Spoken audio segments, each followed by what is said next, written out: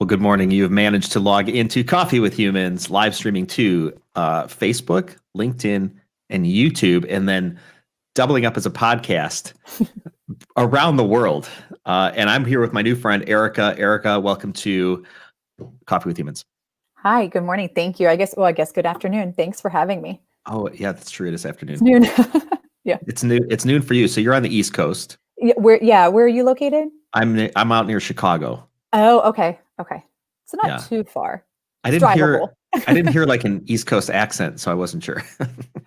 Oh, well, that's good. Do I have a Chicago accent? Some people say Chicago. I don't think, I didn't catch it. No. No? Okay. Well, good. That's because I don't think I have an accent. Yeah, I don't think I do either, but I'm back up in Ohio where I'm originally from, but I've lived in Houston, Texas the last 8 years. Oh. And when I would say certain words, my friends would like catch it. Like, you say that weird. I'm like, no, I don't. I mean, for me, I don't notice it, but yeah, a little Texas drawl. Yeah, now I say y'all, and do you? I do. Oh, see, that's good though. I think the whole y'all thing. I don't know. Maybe it's primarily a Southern thing, but I think it's good American slang. It Just, is. it's inclusive of everybody. Hey, y'all. Yeah. I don't think that needs to be regionalized. No. Well, welcome to Coffee with Humans. This is really exciting. I'm curious. I asked most people this right out of the gate. What drew you to clicking the button to have coffee with me?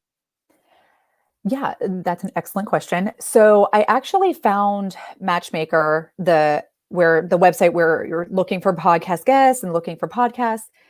I kind of had a not so great experience with a radio show that I did. And I was looking for people who were wanting to just make connections and, really interested in talking with me or just talking with people in general, especially entrepreneurs. And I was searching and I found this one and it grabbed me, it pulled me in, and it just seemed, your podcast and Coffee with Humans seemed very welcoming. Okay. And that you were really eager and enjoyed just making general or meaningful connections. Yeah. Yeah. Well, that's really great. I'm happy to hear that. Coffee with Humans is like Sunday brunch. I love Sunday brunch. Okay, good. Because you're in the right place. Only there's no food. But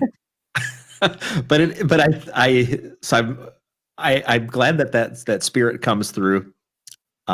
Because I really do think that beyond the facade of all of the things that we believe about ourselves and want to perpetuate out in the universe, and the things that we somehow believe about others, when you scrape all that away, we're just people, and we have hopes, we have dreams, we have fears, we have needs, and connecting one-on-one with an individual in that context of, hey, let's just be people, let's just be humans, I think is so valuable.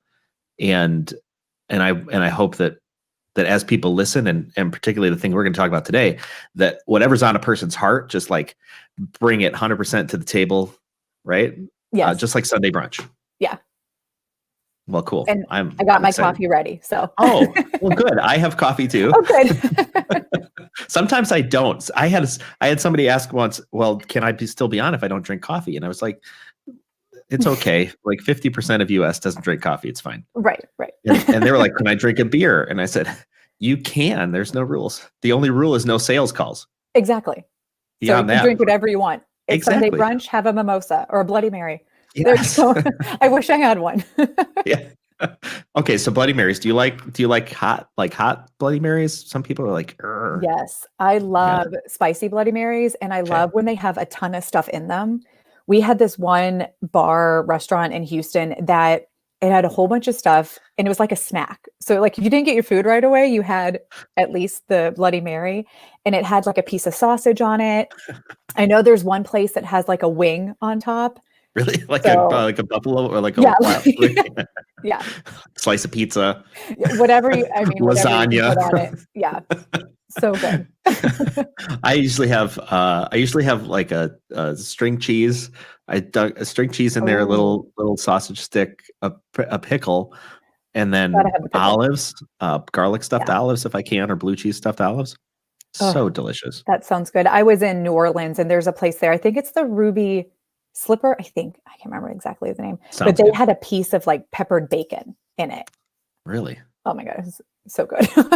So do you normally like hot things, or is it just Bloody Marys that you like spicy? I love all things spicy. I mean, growing up in Northeast Ohio, you probably wouldn't expect that, but my mom's obsessed with all things like spicy and hot. So I love it. Yeah. Have you tried like spicy peppers? Is that a thing for you? Oh yeah. Yeah. Yeah. Yeah. There was a, go ahead. I love all spicy things. I love making, there was this, it's like a mango habanero like sauce. Oh, it gets a little too hot, but I just have to dial down the habaneros. I saw a Netflix show recently called, I don't remember the name. I'm not even gonna try for it, but it's about these different these different contests around the world. And Oh, one of the contests was like cheese rolling. It's in Europe, and they roll this cheese like a massive hill. It's going like this big cheese wheel, and it's going 80 miles an hour at the end. But running after it are all these people, and they're like falling all over each other. They're breaking legs and collarbones, and oh my gosh. it's ridiculous. But the third or fourth episode into it is a pepper eating contest Oh, from wow. some guy who just grows these insanely hot peppers with like 2.5 million Scovilles, which is how heat is measured in a pepper. Yeah. Versus, like a jalapeno that's got like, I don't know, 3,000 Scovilles or something. And they go through 16 rounds of eating progressively hotter and hotter and hotter peppers. And these people, I was like, why would you do that? I don't understand. They're like, we make a living from eating peppers. We're like, what? I don't think I could do that. I like spicy things. I like hot peppers, but I think that one I can't do. No. No, I wouldn't even try because it would be miserable. Yeah, I think so too. I think it'd be awful. So you were in Texas, you're in Ohio. Where else have you lived? So those are the only two states I grew up in Ohio, very Northeast, almost into Pennsylvania. And when I graduated nursing school, I needed something different. I needed a bigger city, warmer weather. And so I moved down to Houston and I lived there for about 8 years. Now in Houston, I lived probably like 7 or 8 different locations or different apartments or whatever. And then about, let's see, what month are we in? So July, I moved back home. Okay. Just to be closer to family. My sister got married about a year ago. And no one had let go of the fact that I wasn't living here anymore. Okay. You think after 8 years, they'd be like, oh, okay, well, she's cool in Texas. She likes it. No, they never gave up. My parents never gave up, especially my mom. So they finally wore me down and I moved back. Oh, are you happy you moved back? I You can enjoy say it. it. It's fine. It's live, I know, but I like being back. It's nice being close to family, especially around the holidays. I mean, working in healthcare, we have to work most of the holidays or a good portion of them. I was lucky enough to be able to get Christmas off and come home for Christmas usually. Last year I was not able to, but it's nice not having to worry about missing things, whether it's something small like a birthday. I mean, I know right now it's difficult to celebrate, but it's nice being here and being around family, especially during this difficult time. It's hard being back in a small town. I struggle often. yeah. I miss my grocery stores. I miss my restaurants. I mean, in Houston, it's so diverse that after being there for so long, that's what I got used to. And that's what I like crave is diversity. And I could eat any sort of Asian food every single day. I mean, I could probably live off of it. Yeah. But here, there's not much. Right. But So the that's upside is difficult. that you got family nearby. Yeah. Yeah. So I have to remind myself it's not about the material things like the large grocery store that I absolutely miss, but it's great being near family. And I'm still staying with my parents right now. So it's nice being here and just being around them again and not feeling like I'm missing out on the small things. Yeah. I never moved away. I think I went away to college for a semester and then came back. I've traveled quite a bit, but I've never managed to make it outside of, and it's like I don't know if it's like a slingshot, like that never releases. They're like, I'm like, I'm gonna go. And it's like, you're not. I don't know. I mean, it's a good town. I don't want to complain about it. But I've never made it outside of my hometown. Yeah. And Well, I'm in a tiny town. Well, not a tiny town. We're the second or third largest town in Illinois, right outside Chicago, like 60 okay. miles. But Okay. Not Chicago is far. so massive. Yeah. The suburbs stretch for miles and miles. And so we're 45 minutes or so from the suburbs of Chicago. And so I think Chicago thinks that we're either a suburb or we don't exist. I'm not sure who. It depends on who you talk to. Right. And then our town is like, we're the bomb. Chicago, we're going to take on Chicago. Like, but Yeah. The nice thing about, I mean, when we are able to really actually travel again, the nice thing about being close to home is that I can actually travel places and not have to worry about, okay, am I going to go on vacation or am I going to go visit my family? That was one of the big things too.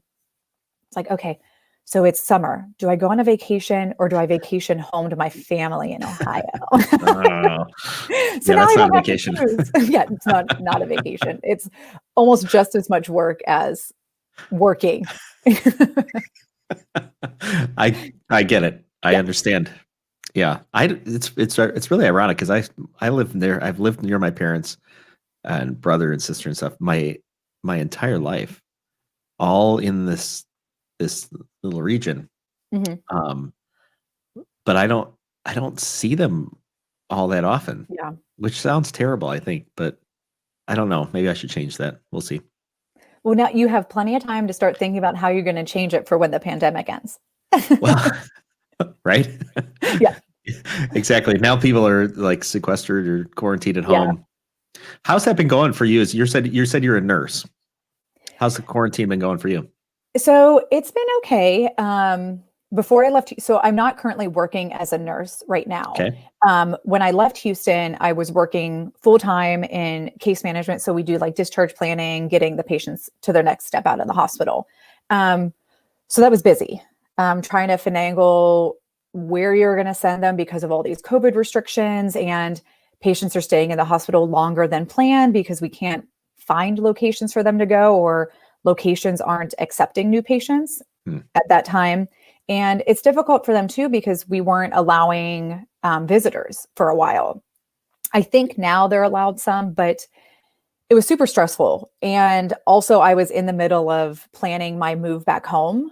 And that was just a whirlwind of emotions. I quit my job in June and moved back home, got here actually on July 1st.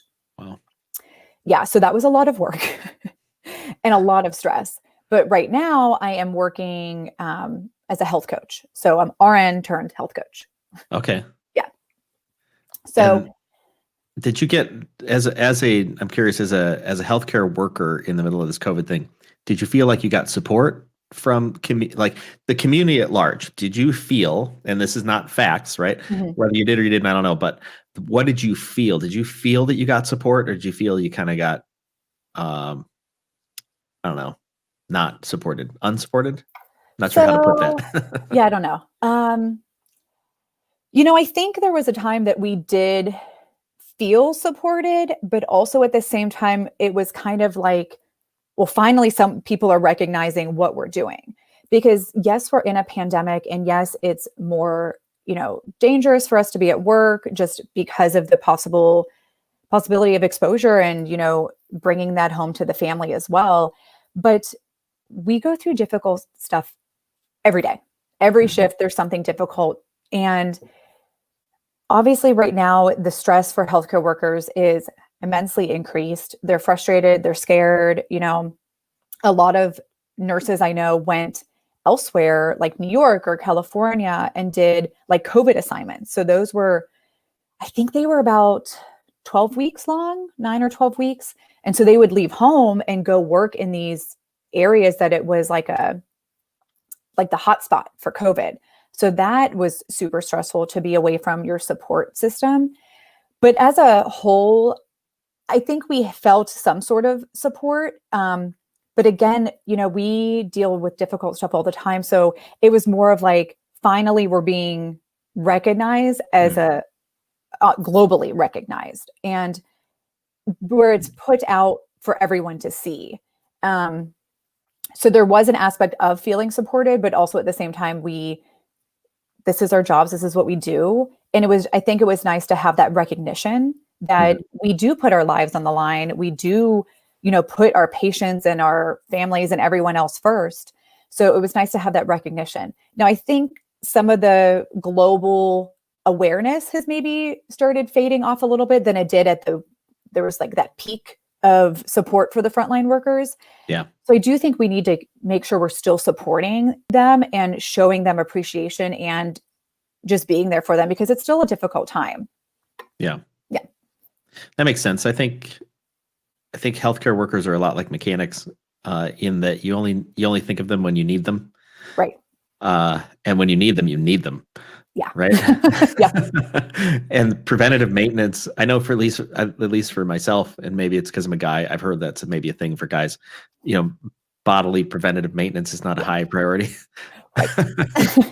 So I don't give a whole lot of consideration to everything that goes on, right, in healthcare. Right. Although it's and maybe also because healthcare has been highly politicized over the past, I don't know, probably 8 years, something like that, or maybe a little bit longer than that, where it's kind of just come to the forefront.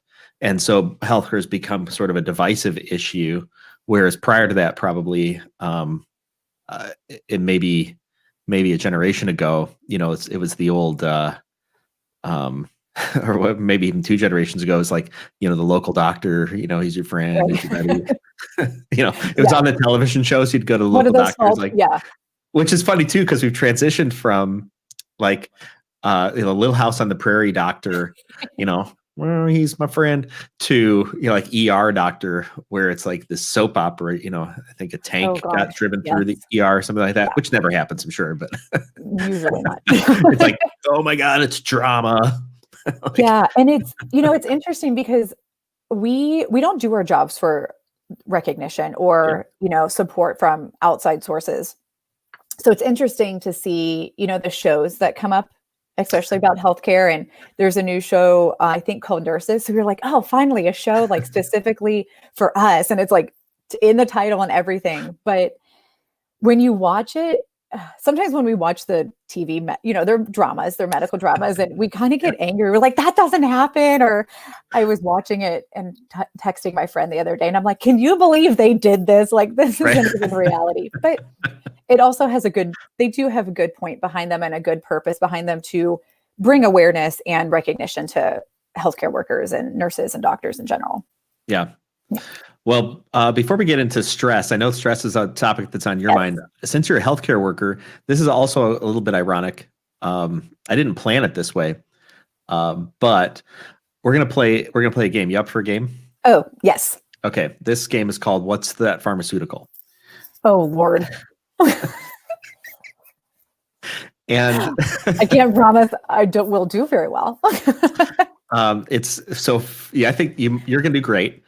Because you probably know what pharmaceuticals are. So what I did is I went to a website. Okay. I'm just giving them a shout out. They don't pay me or anything. I just gave them a shout out because I stole all these names off their website. FantasyNameGenerators.com. What's That Pharmaceutical? These are just fake names. Oh boy. Of pharmaceuticals, and so we're each gonna take a turn, making up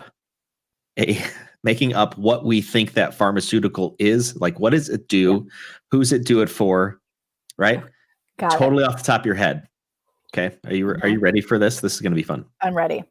There's no wrong answers, obviously. Are you going first or am I going first? I can go first if you want. Okay. It doesn't matter. I'll go first. So we'll both get the same word. So it'll go something like this. It'll be like Finisol. And we'll have 30 seconds to think about what Finisol does, and then we'll tell our listeners what we think. Now, do we need this to be super medical, or can it just be? This can be anything you want. Anything. Okay. I think the other day I talked about Brimamine. That Brimamine is in all the places you don't want to go because it protects against chafing. So, all right. So this is the example one. Are you ready for the real one? Okay. Yeah. Okay. I'm gonna set my timer here. All right. And I'll answer first, just Okay. to say I care. All right. Ready. Allogenator ribosome. Oh my God. I don't know. Oh, wow. I've never seen these before. You have 30 seconds to think. Ooh. Allogenator ribosome. I don't even know how to pronounce I this. don't know. Yeah. Well, you get to make it up. Okay. 15 seconds.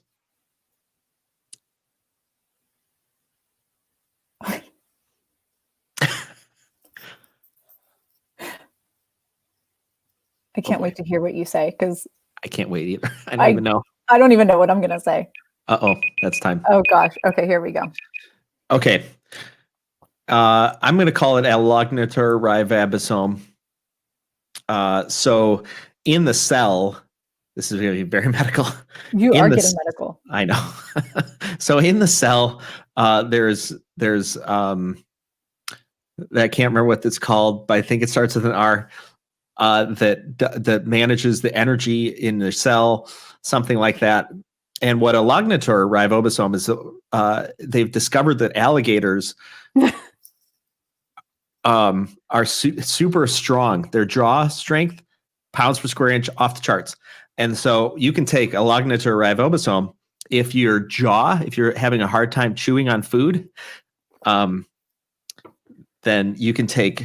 I mean, with obviously with a prescription, you can get allogenator ribosome, and it'll help your jaw chewing strength if you're having a particular tough time eating meat. Oh wow, you are detailed. Okay, but it's not. You've played this game before, so Only once. Only once. Only once. You just got to make it up. You do have to make it up. Okay, let's see. Yep. So allogenator ribosome. So I first thought of algorithm. So if we're going with the cell, so the algorithm of your cell is created and maintained by allogenator ribosome, and it helps create the algorithm for your life. Oh, how's that? That's really good. It's not as long as yours, but it works. I think it works. The algorithm for your life. I love it. Perfect. All right. Next one. Here we go. I got to get my timer. I'm so bad at this. All right. You got to answer this next one. Okay. Victoperide. 30 seconds. Or Victoperide. I don't know. And these are just made up? They're totally made up. I love it. Who comes up with these? Would love to know. I think it's just a computer. I don't really know.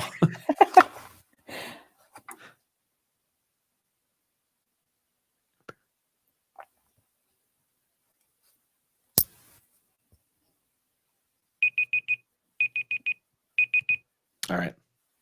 Okay. So, Victoperide. I thought of Velociraptor. I don't know why, but we're in real life Jurassic Park. You know, like the new movie came out, we're in it. Yes. So Victoperide, if that's how you say it, helps you have enough strength and speed to outrun a Velociraptor. And you can then get to safety and save yourself. That is so good. Thank you.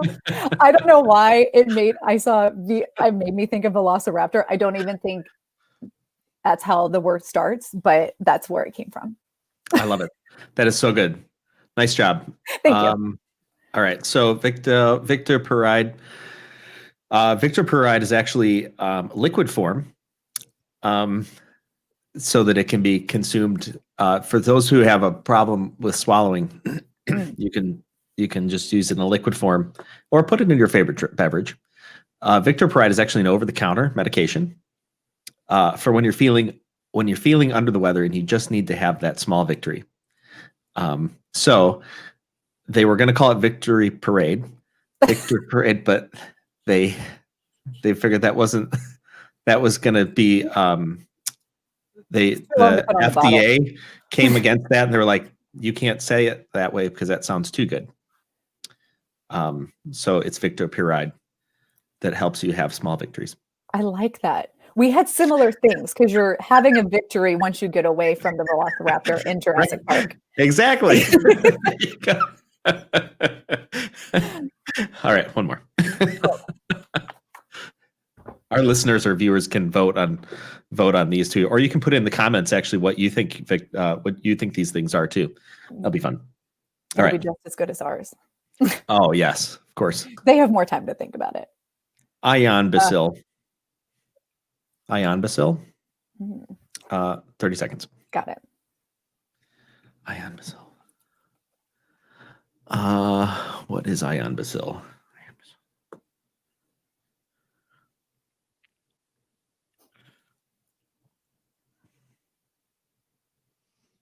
I don't know. This is so hard. It is hard. Ion bacil. Okay. That's All it. right. Pens down. Ion bacil. All right. So I guess I have to go since you went last time. Sure. Ion bacil. Ion bacil is a fiber made of coconut. The outside of a coconut. Mm-hmm. Okay. Got it. Which achieves maximum. This is like a level 2 flushing of your digestive system. I like Ion bacil. I don't know why that is a thing. That makes no damn sense at all with the word ion bacil. So I think it's great. Okay, so hopefully mine's not mean, but it's the word that I thought of. Okay, so ion bacil is an injection, but your doctor has to give it to you, and you have to qualify for the injection. So you have to go to your doctor to get this, and this helps you become less of an imbecile.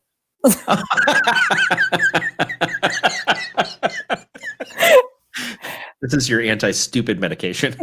Yes, but it's prescribed, so you have to go to your doctor first. And you have to meet all of the symptoms and qualifications. They probably have to are they doing some like assessment to make sure that you're actually just legit and imbecile? Yeah, they may have to call some of your friends and family first. Background checks. Oh, that's fun. Oh boy. Yes, people are following along. Facebook user smiling. Yes, great connection to Velociraptor. This is the first thing that came to my mind too. Oh yes. Boy. So good. Those are fun. That's a good game, like for like a game night or something. Yeah, right? That's a good one. Yeah, I just made it up. I like it. What's that? Pharmaceutical. Perfect.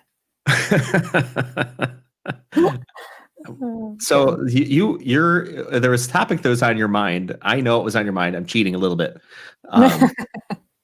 But when I put out there, hey, when you signed up to have coffee, I was like, hey, what's on your mind? And you're talking about stress, particularly in healthcare. And I know that stress is a big, big deal for everybody. It's the silent killer or something like that. Yeah. That and probably cholesterol and alcoholism. But like everybody deals with stress. It's a big, big deal. And most of us try and hide it. And then sometimes it comes out real squirrely and people think we're, just being a jerk. Yeah. Yes. So what, in this area of stress, what was on your mind when you were thinking about stress? Yeah. So in my coaching business, this is what I focus on because this is stress and like anxiety and burnout is what I've struggled with before. And it's what led me to switching positions in the healthcare field and then eventually kind of getting out of it. Because I started working on my own stress management, anxiety management, and trying to fight or prevent burnout. But when it comes to stress, we're allowed to have a little bit of stress. We want a little bit of stress. It's made to put us in that fight or flight mode because it was meant to protect us. So when our ancestors had to run from a velociraptor chasing them, you want to be in that stressful mode so that, okay, well, are you going to fight the velociraptor or are you going to run? But we probably don't really need to worry about that anymore.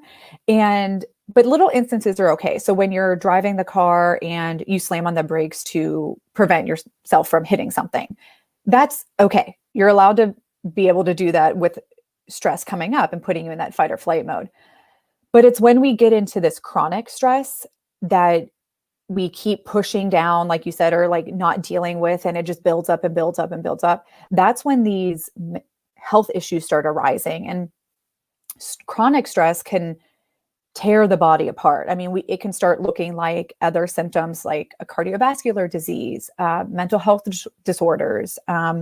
It can cause obesity. It can cause a number of things. So it is important when you're dealing with stress and these symptoms start coming up.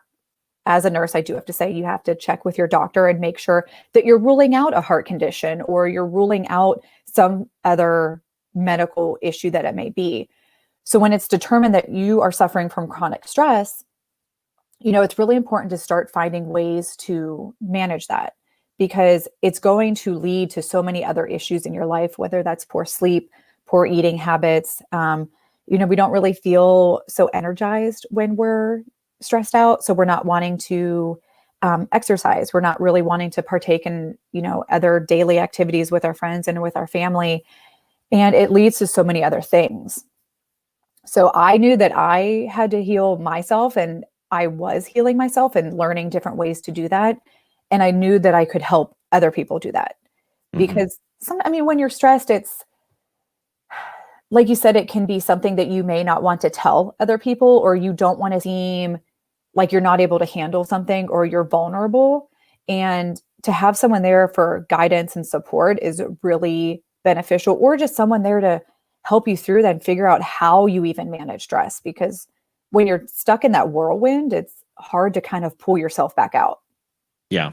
It's hard to see where you're at. Yeah, it is. I feel like stress is kind of like a hurricane, where either you can see it off on the horizon, it's coming at you, and all of a sudden you're just like getting slammed around. Or sometimes people are sitting in the eye of that hurricane and intuitively know that this feels okay, but it's like a point of distraction, almost like I'm ignoring the stuff that's like whirling around me. Yeah. Don't leave this spot. Just stay where you're at, because each direction you go, you're going to get, hit by something. Yeah, definitely. And it's hard to get out of that hurricane. If you're in the center, it's hard to work your way out safely too. And, for me, I kind of for a while, didn't deal with my stress, and stress then leads to anxiety and then can lead to panic attacks. And those are scary. I mean, when you don't realize you're stressed too, or because you're not working on it, you're not doing things like putting yourself first, you're not partaking in any sort of self-care. Right. Sometimes you don't notice it either. And that's what I started doing. I hadn't noticed it. And when I started working on myself, whether it was, starting my coaching program or, kind of diving into meditation and yoga and kind of paying more attention to my mindset and what was going on, it started bringing more awareness to what was happening and how I was feeling. And so I was able to recognize that I was kind of caught, in that hurricane. And like I mentioned, I left Houston and moved home. And it was like, even though I had been doing all these things to prevent and manage and work on my stress and anxiety, moving and my parents being in a pandemic, or coming to Houston and being in a larger area that was, more at risk for getting COVID, it was almost like it pulled me back in, and then I was into this panic attack. And I remember walking out of the bathroom and telling my parents, I'm like, I don't feel good. Like something's wrong. I can't breathe. And in my mind, I'm like, the COVID got me, because I couldn't think clearly. And finally I calmed down. I'm like, no, I am literally having a panic attack. And so to have someone to fall back on, and I have coaches myself, and to have like these tools to kind of fall back on and to help bring myself out of this mode was helpful. And at the time, I mean, it was really difficult. And there's some cases, like in the middle of a panic attack, it's going to be really difficult to pull yourself out. But to be able to have tools after you're finally calmed down, and after finally you realize, okay, I'm not dying, I am having a panic attack, I don't have COVID. you can start using things like meditation or breath work to kind of bring yourself back into focus and know that it kind of helps relieve that little bit of anxiety to know that you have something to fall Mhm. back on. And I knew I had that. I mean, in the moment, I forgot all about it. But once I was able to pull myself out, like, okay, now I know I need to make sure that I am sticking to my routine, making sure that before this comes up, I am breathing, I'm using my breath work, I'm doing my meditations. But I mean, like we talked about before, right now, stress, especially in healthcare workers and the frontline workers, and not even just healthcare workers, anyone who's working on the front lines, stress is a real thing right now. Mhm. And being able to get out of that can be difficult, especially if other people don't really understand what you're going through. You may be coming home to family members who don't work in the healthcare field. So it can be hard to put into words and express exactly what's happening and how you're feeling. And that can be really difficult for a lot of people right now. Yeah. One of the things you mentioned in there is routine. And I'm wondering, I feel like, and this is just building on a conversation I had earlier today, talking about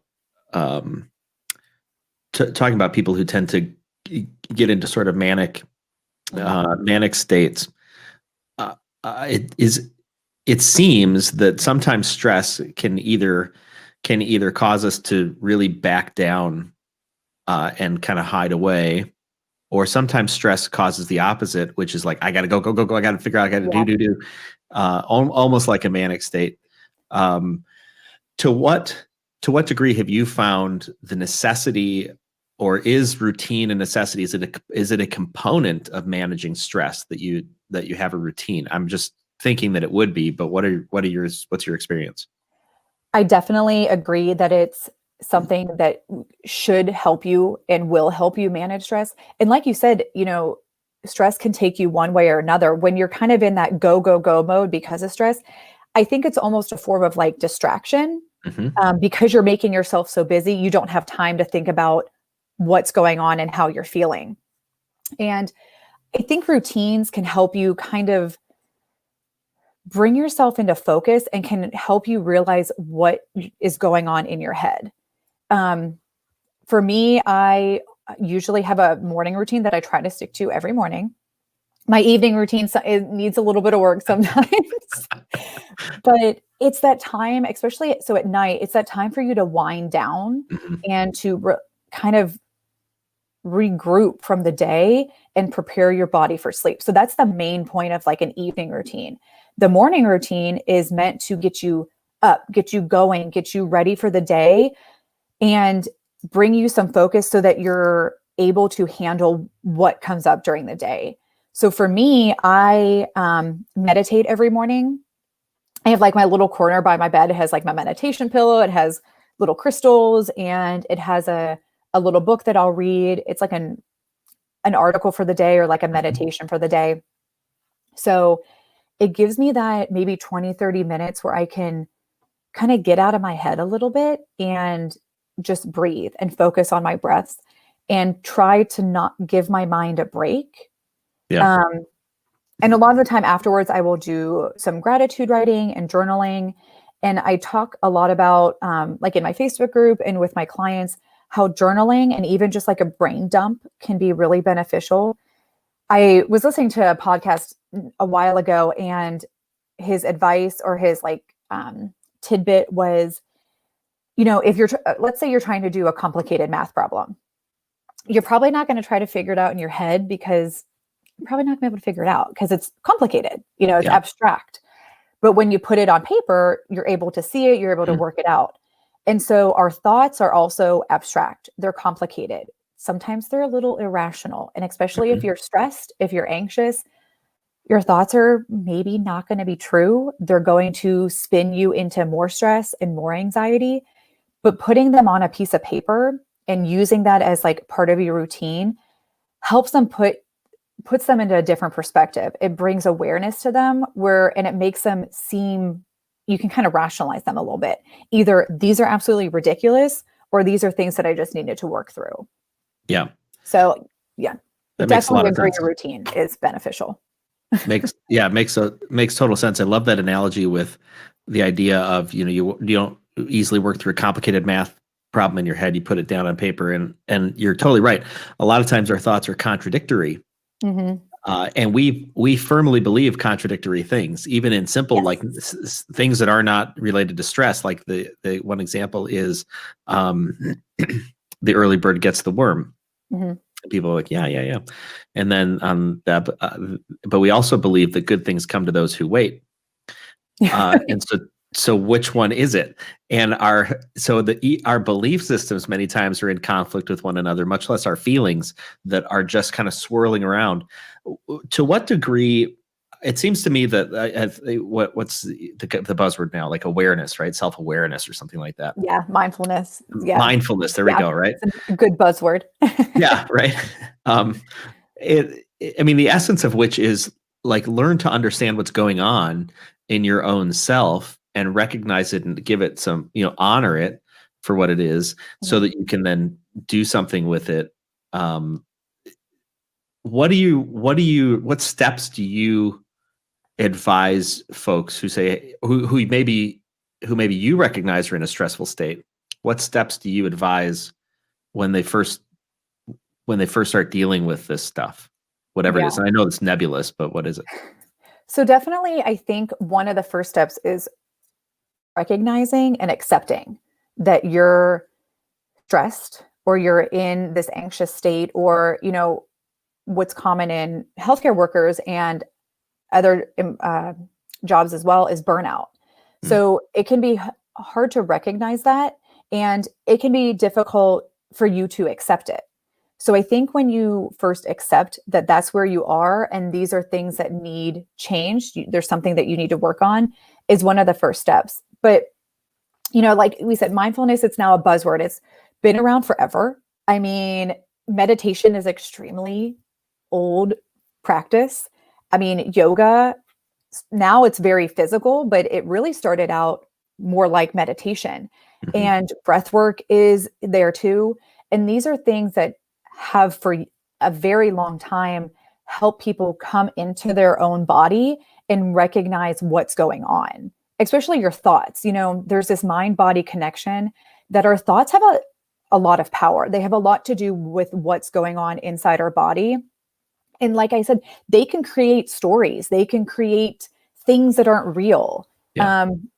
Especially like when I think back on it, working as a nurse, it's a stressful job. It's especially if I was in a trauma department. So, the Mm, patients coming in were not in their best state. Something, in all intents and purposes, traumatic has happened and their lives have changed. So you're running around, running around. And when you come home, you're kind of thinking about the day. And I remember laying there at night, which is when all of the irrational thoughts come up, and you're thinking of the day. And all of a sudden, these stories start coming up. And you can't even wrap your head around, like, did this really happen? Did I do this? Did I not do this? And then you wake up the next morning and you're like, okay, that didn't happen. mm. That wasn't true. Like, I didn't do that, or I did do this. And so if I had the tools of how to be more mindful then, I think I would have saved myself a lot of sleepless nights and anxiety. But I think becoming mindful and working on your mindset can be difficult for people to do at first, because it's simple but yet complicated at the same time, if that makes any sense. Well, yeah, I think the thought that comes to my mind is a lot of the people that writers, people that we follow with these, sayings. Mhm. Some of them are we're monks, let's say, and we're like, oh yeah, we should really do that, but we're unwilling to leave our circumstances. We're Yeah. unwilling to change our circumstances to go achieve some sort of quiet and mindset when it says, hey, you should go be quiet. But it's like, yeah, I should, but I'd like to do it in the middle of all the chaos. Yeah. And the answer is like, no, you can't. That's the whole point. You can't. You actually don't want to leave all this stuff to achieve the low stress atmosphere that you're looking for. And sometimes I think it's because we normalize stress levels. Our bodies are extremely adaptable to all sorts of circumstances. We can live in hot, we can live in cold, we can live in unhealthy environments, we can live in healthy environments, we can eat crap for a really long time, right? Or we can eat really well. Like all of these things can be normalized, and all the things that happen in our minds can be normalized as well. And so we amp up our stress levels, I think, sometimes, and don't know it. And then when we, like you're talking about, we know something's not quite right, the results aren't right, and other people can say, hey, something's not right, and we're like, yes, I think maybe, but I'm not sure, it'll be okay, it was bad burrito. But we're unwilling to do anything about it because it requires, I think subconsciously we know that it requires letting go of something maybe we don't even want to let go of. Yeah. And it requires work, and like you mentioned, we have normalized chronic stress. We've normalized being anxious. And, there still is this stigma around mental health, which is extremely unfortunate because it's something that we need to focus on and we need to pay attention to, because it really does affect our whole well-being. Like you said, our body can handle a lot, it can withstand a lot of blows, but it can also be this amazing tool to help you heal and to help you get through life. And we have to give it the ability to do that. And managing our mental health, which, is managing your stress, your anxiety, and, really just becoming, the buzzword, being mindful of what's going on around you. And whether that's in your mind and with your thoughts and your emotions, but also how you're acting. When it comes to stress and anxiety, we get in these modes where we're very quick. We can get frustrated easily. We can get snappy, and it affects those around us. So when we start to manage that and start to become more aware of how we're reacting, and how we're, just acting in general in life, it can really start to help those around you as well. And the one thing about meditation, I know a lot of people can sometimes be a little scared of meditation, or I don't want to do that, I might do it wrong, or I don't know how, or it's not for me. And when I talk with people, I'm like, you can't do it wrong. There's no way to do it wrong. Even if you just sat there in silence for a minute and just focused on your breath, that's meditating. But it's something that you can do to bring you kind of in tune with your body. And it helps you become, when you start doing it more, helps you become less reactive. So, and then you're able to recognize what's going on in your body. When we sit there and just listen in silence, we can recognize a lot, where you're feeling tension, where you're feeling stress, and localizing that in the body. So that's what meditation and things like meditation can do. Yeah, there's a visual that comes to my mind about running. Yep. Running is a very stressful activity on a body. It puts the body actually in a stress state, and if you've run just so far and just so much, the answer is you got to stop. You need to sit. You need to allow your body the time to rest. You can't just keep running. And I think stress is a lot of times the same, that we end up in that stress state and we think, if I just continue further, that somehow I'm going to come to the end of this stress state. Something's, I'll change somehow the circumstances and get myself out of it. Yeah. Rather than just saying stop. But I think we've not crafted a society where it's actually okay to stop. And if COVID has given us any gift, if we look at it as somewhat of a gift, it's a forced break. It is from the routines that were actually probably in some cases harming us. Yeah, definitely. And, stress, like chronic stress, it's like you're on a hamster wheel. You just keep going and going and going. But you're right. It's like you think that, oh, eventually I'll stop, or eventually I'll hit a point where I don't have stress anymore. But you can't keep going and doing nothing about it. But the pandemic definitely, like you said, the one blessing was it forced us to stop. It forced us to recognize what was going on. It forced us to look at our lives and, especially the things that we didn't need to do, or the things that we didn't need in our life.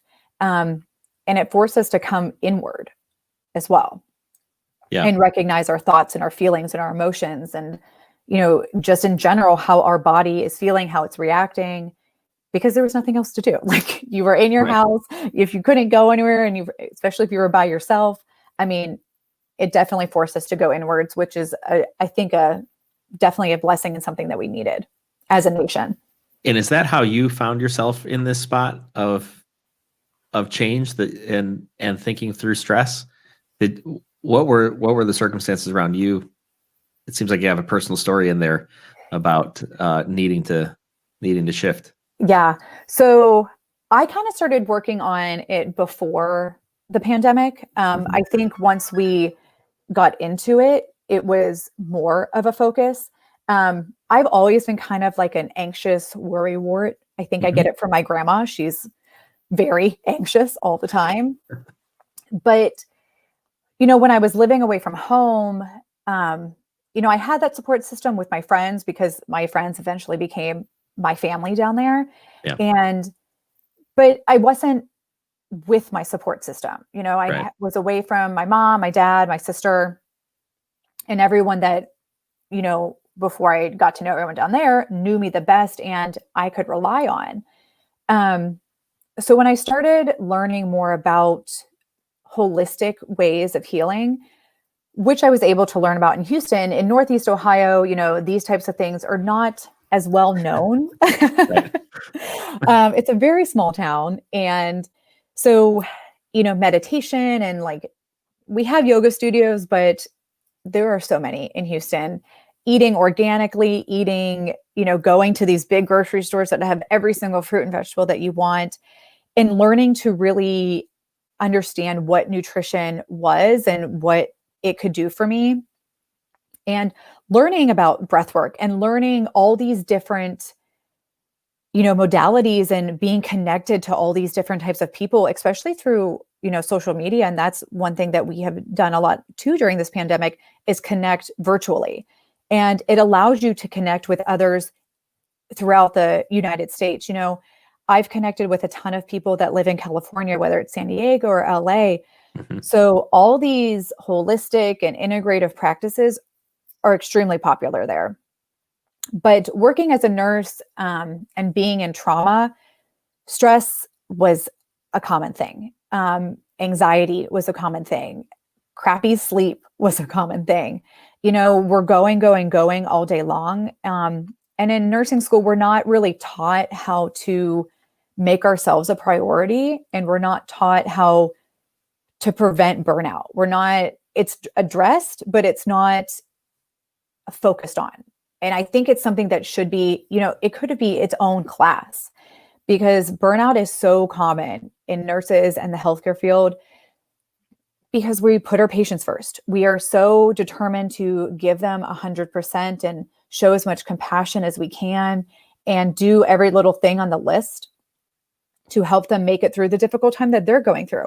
And that's important, but we also have to make sure that we're taking care of ourselves and making ourselves a priority, because we can't give 100% if we ourselves are not cared for. Yeah. And so then our patients suffer, our families suffer, because we're not at our best self. And seeing that and going through that, I knew something had to change, especially when I wasn't sleeping well. And it was just, I was getting in a bad mood. I was frustrated at work, and I wanted a way out, and it was constant. I need to get out of this. I need to find something else. I just can't do this anymore. I'm like, and then being away from home and not being able to go back and visit whenever I wanted, it just kept building and building and building. And, I started seeing myself in like mini panic attacks. Yeah. And this is when I realized I had to do something about it. So I started learning more about these holistic integrative practices. And then when I joined my coaching program, the Institute for Integrative Nutrition, it really opened the doors to what I could do and coaching. So then I knew that I had to help others who were like me, and healthcare is my background, nursing is my background. So I know how it feels. I know how it is to be in that state of stress and not know how to get yourself out of it. Right.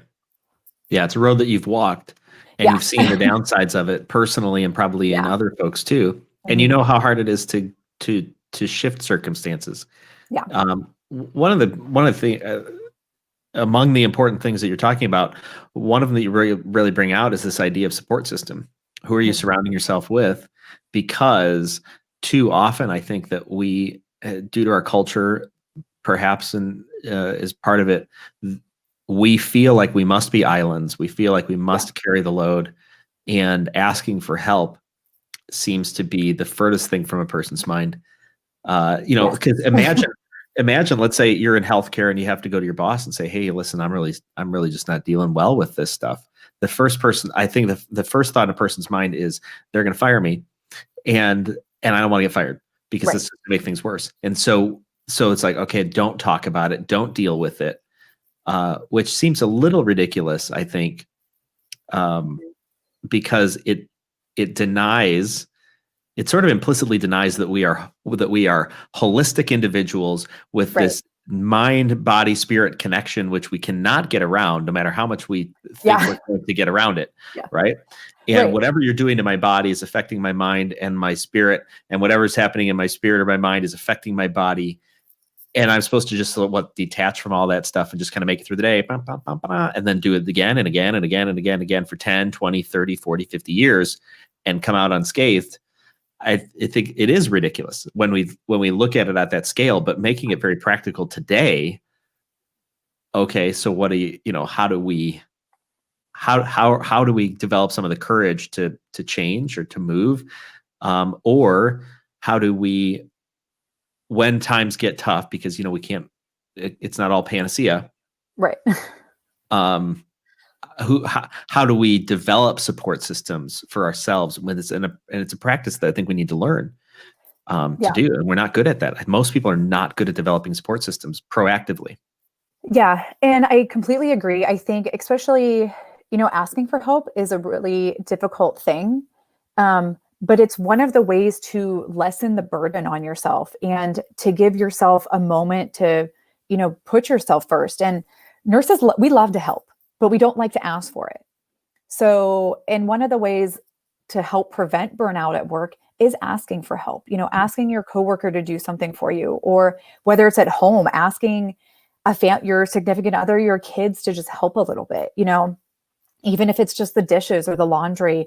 But we have a difficult time asking for help. And we had a difficult time finding support systems. And I think a lot of us just don't know where to look. But thankfully, another thing with the pandemic, with everything virtual, there are so many support systems out there. I mean, even just Googling a group on Facebook, you can find so many support systems. There's different connections now, and different. I know that you made a support system. I did. You've got one here on Facebook, the Self-Care Break Room. Yeah. Which is born out of, it seems to me it's born out of your storyline. The thing that maybe the best part about it, and I'm going out on a limb here because I don't actually know, but it's probably the thing that you probably created it because it's the thing that you would have wanted, in going forward looking, into your own experience. Yeah, definitely. And so the Facebook group, the Self-Care Break Room, I created for women in healthcare to come together and have this space that they felt safe to express themselves, felt safe to share, what their struggles are, what are they stressed about, what's going on at home, what's going on at work, but also a break, a time to give themselves to themselves and make themselves a priority. And self-care is one way to help manage stress. A lot of the things I teach in the group are things that I wish I would have known when I was in the midst of my stress and anxiety and wanting to leave the job that I had. I wish I had these tools. And so I teach these tools in the group, and it's a little taste of who I am and how I work. So every Sunday we go live and I do a different topic. Right now we're in the middle of 12 days of giveaways. So there's something every day. It's once you're in the group, you kind of participate in the little contest. There's something for you to do, whether it's posting a picture or sharing the group or inviting people into the group, and you'll win something. So I think today is you post your favorite workout and you win a one-on-one with my friend Hope, who's a fitness instructor. So it's fun. You get things, especially during the holidays, you're buying things for other people. And Yeah. so it's nice to kind of get something for yourself and not really have to do much work for it. Well, you're kind of helping people find their people, right? Yeah. Which I think is important. So so it sounds like if you're a nurse and you're also looking for other nurses to get connected up with Yes. and manage stress and have some fun, let your hair down. Yeah. There are probably stories that people can tell in that group that other people wouldn't understand because, Right. we're not nurses. That's really, it seems like a calling, like a purpose maybe that you have found. Yeah, I think so. It's hard being out of actual nursing and being like in the hospital. Mhm. And not saying that's something I won't go back to, but Right. right now I am focused on my health coaching business and Mhm. I'm still helping people. I'm just helping them in a different way. And it is really enjoyable. And it's great to see people come to me and then leave, their more authentic self and, just feel good about themselves. And that's one of my main things too, is I want the people that I am with and the people that I touch, and in the group, to have support and to feel that they can be their truest self and feel confident in that. Yeah. And show themselves love, because often we don't do a lot of this, we don't partake in this unconditional self-love. And we really need to. We're the most important person in our life, and we need to make sure that we're making ourselves a priority. Yeah. We won't, we don't treat ourselves as though we're the guest. Yeah. Yeah. That we would treat well in our own Right. home or at brunch. Yeah. Right. Well, Erica, we're at the end of our time here on Coffee with Humans, but this is I think such a timely topic because I know that people deal with stress and we can't get away from it. Mm-mm. And there's I think it's one thing to recognize good stress that moves us forward into life, and then there's another thing to recognize bad stress that is taking us down and destroying us very quietly in the background. Yeah. And I think that what you're doing is really cool. And the fact that it's born out of the road that you have walked, Yeah. I think gives you probably an energy that some people don't have, and also a voice into those circumstances that other people just can't have either because they've never walked that path. Right. So Right. Yes. Thank you. Well, thanks for joining me on Coffee with Humans. And again, I'll put up real fast here. If you're a nurse and a woman, we'll call a woman nurse. You can go to the Self-Care Break Room on Facebook. Fantastic. Thank you so much. Thank you. And, thanks to all of our viewers, our listeners on Coffee with Humans. Catch us next time and have a loving day. One of the things I love about Coffee with Humans are the raw conversations I get to have, meeting new people just like you. If you or someone you know should be on Coffee with Humans, go to coffeewithhumans.com. Remember, the only rule is no sales calls.